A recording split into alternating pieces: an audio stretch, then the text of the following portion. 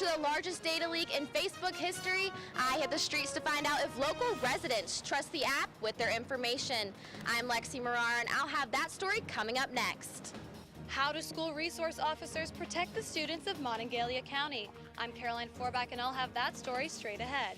Opioid sales are decreasing as medical marijuana sales are increasing. I'm Kendall Lewis, and straight ahead, I'll tell you what this means for the opioid crisis. Our Emmy Award-winning WVU News starts now.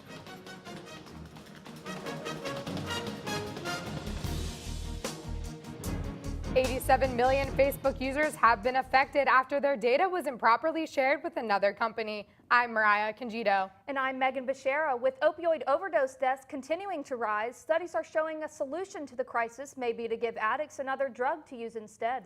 These stories and more on WVU News, an Emmy Award-winning newscast produced by television journalism students right here at West Virginia University. Over 1 billion people from all over the world use the popular website Facebook to communicate and connect with each other online. But now some of their private information has been leaked, and many are questioning how safe social media really is. Lexi Marara joins us now from Social Square to tell us more. Lexi? Thanks, Mariah. Facebook CEO Mark Zuckerberg testified before Congress. He explained how and why the personal information of millions of users was made available for sale by a foreign company without their consent. The hashtag Delete Facebook has been tweeted more than 400,000 times in the past 30 days, after it was revealed that Facebook users' data was shared with Cambridge Analytica, a firm that provided data to the Trump campaign in 2016. But how many Americans trust Facebook with their information? I wouldn't delete it just because it's a good way to stay in touch with people, and I just limit the amount of information I put on there. I don't trust these kinds of social media. So the only social media that I use is the LinkedIn, and that's it. I don't know whether Facebook can trust itself, honestly, because once information is shared, it can just continue to be shared. Facebook CEO Mark Zuckerberg has called the leak a big mistake, but the controversy over the misuse of data has raised questions about whether Facebook does enough to protect information. And communication professor Nick Bowman says Facebook users need to seek change. I'm not going to delete my profile. I'm going to demand that they change for me. They need me more than I need them. Because as much as I like Facebook, and I'm not leaving, I could function without it. Facebook has up to 1.4 billion daily users, and 87 million of those users had their information leaked with Cambridge Analytica.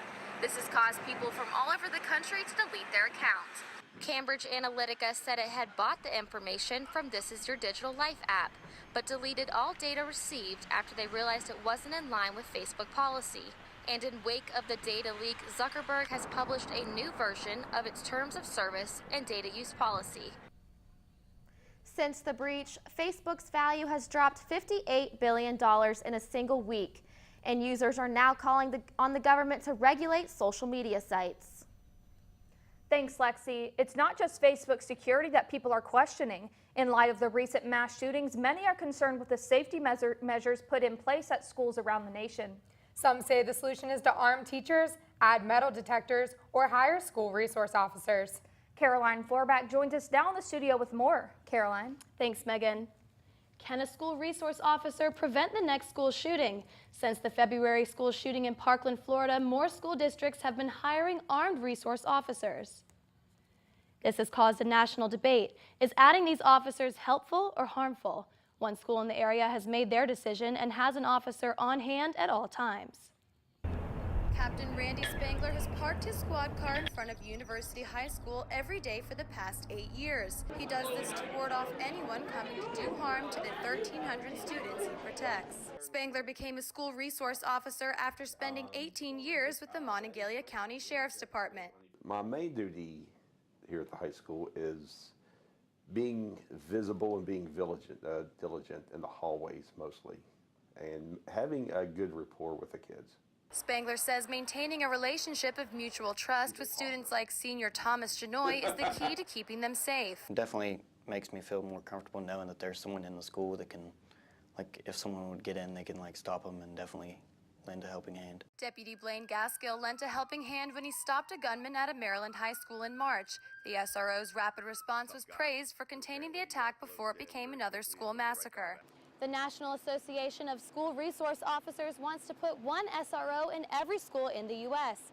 As of right now, only 20% of private and public schools are protected by these brave men and women.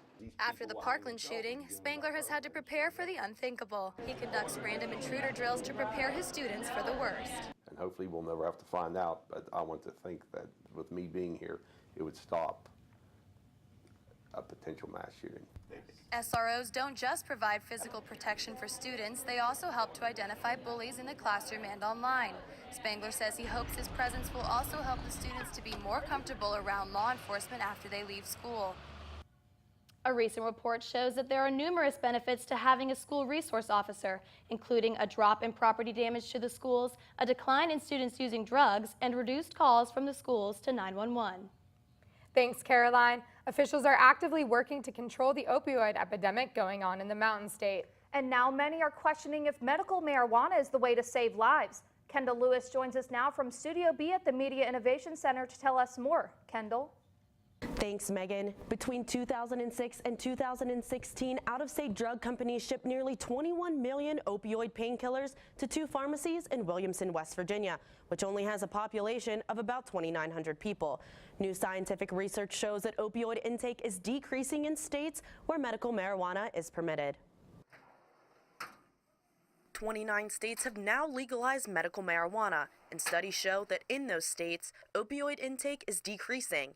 But Police Chief Ed Preston says that the opioid crisis stemmed from people being overprescribed. The people that prescribe medicines are now being watched to make sure that they do not overprescribe and create a larger problem than needs to be.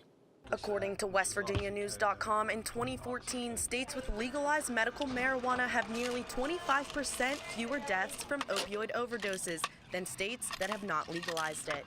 Nearly 64,000 Americans died from drug overdoses in 2016, and at least 2/3 were related to opioids. Many believe that it's the chase of the high that makes opioids addictive. Scott McKenzie says that medical marijuana is a non-addictive outlet for opioid users. A lot of people are getting addicted to these opioids, not by any fault of their own. They're pain patients, and they're being overprescribed these things, and this is a substance that they can use that's non-addictive, non-toxic, and it's non-lethal that they can use as an alternative to manage that pain without having to become an addict. A review of medical marijuana state-registered patients from various northeastern states found that 77% of respondents have reduced their use of opioids. West Virginia has the highest rate of drug overdoses in the country. Last year, the state legalized medical marijuana, but only for cannabis-infused products. And with over 60% of Americans supporting the legalization of marijuana, more states are likely to get on board. Back to you at the Waterfront Studio.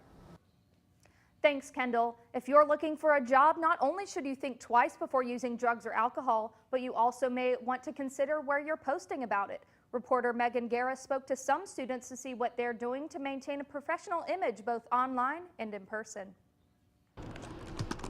Strong resumes and interviews are vital for securing a job, but according to a survey by Career Builder, 37% of employers use applicants' social media accounts to research who they are, which can ultimately play a role in whether or not they get hired. Employers are using social media to promote their own organizations, so you have to know they are on it. They're on Facebook, Twitter, YouTube. Looking at employers who pass up on candidates due to their social media sites, about half say it's because of inappropriate photos, and 45% say it's due to evidence of excessive drug use or drinking. And many college students are aware of this, leading them to be selective on what they post online, in addition to having private accounts. I try to limit profanity or anything inappropriate on my social media, kind of keep it to like jokes and animals, keeping it PG-13, some content that isn't very offensive to anybody if they were to see it. I feel like most personal things can only be used against you, in the sense that there's not really anything you can gain from having a public account. WVU's Career Services Center says it's never too early to be thinking about your future after graduation. To learn more about the different services they offer, visit the website at the bottom of your screen. Another way to get the job is to look the part. In fact, your clothes are responsible for 95% of the first impression you make. And one local shop makes this easy to do without hurting your wallet. For about 43 years, Christian Help has been giving back to the community. They offer professional work clothes to those who can't afford them. They also offer interview assistance and help with resumes. Individuals are able to shop once a month and get 3 free outfits of their choice. Volunteers in the community donate their time, money, and items to keep the closet open. Christian Help also has a Jobs for Life course. For more information, you can visit the website at the bottom of your screen. It's always nice to see the community coming together. Yes, it is, Megan. Coming up after the break, Ben Murray introduces us to one player who helps lead the WVU baseball team to victory. I'm Ben Murray, and coming up next on WVU News, I'll tell you about one Mountaineer who's getting it done on the mound and at the plate. For me, it all started with a question. Why? It drove me to look deeper, try harder, think bigger. No way? Yes way. I took that question to a place where the possibilities are endless. It all started with a little question, a little why, and a little why not. The Mountaineer baseball team has won 5 out of their last 7 games. And one of the best two-way players in the country plays on the team. Sports anchor Ben Murray has more. Ben? Thanks, Megan. Over 8,000 athletes play college baseball at the Division I level, but very few were able to pitch and hit successfully. WVU junior Braden Zarbniski has made noise nationally when it comes to his work on the mound and in the batter's box. There comes a time for most baseball players when they must choose pitching or hitting, and very few are able to do it successfully after high school. WVU junior Braden Zarbniski has accepted that challenge and understands the difficulties that it brings. It's a lot of fun. I mean, not many guys can do it, so being able to do it in the Big 12 in a conference like this is pretty amazing. Zarbniski has shown progression after his first 2 seasons and is now putting himself in the national spotlight. Zarbniski has solidified himself as one of the best two-way players in the country. Just last season, he was one of 5 finalists named to the John Allred Award, given to the best two-way player in the nation. Despite this being Zarbniski's 3rd season with the Mountaineers, he is still finding new ways to impress his coaches. It's pretty rare when a guy throws the first pitch for his team and sees the first pitch from the other team. There's other two-way guys around the nation, but to be a leadoff guy and steal bases and get hits, that's super valuable. Zarbniski has continued to be a valuable asset for the Mountaineers. This season he has started all 21 games in the batting order and pitched 16 innings on top of that. Fans are looking forward to watching the team face off against Texas on April 27th. We wish the team good luck. Well, that's going to do it for this week's edition of WVU News. You can visit us online on our website. You can also watch our shows on YouTube, and please follow us and our reporters on Twitter. I'm Megan Beshara. And I'm Mariah Conjito. Thanks for watching. We'll see you next time.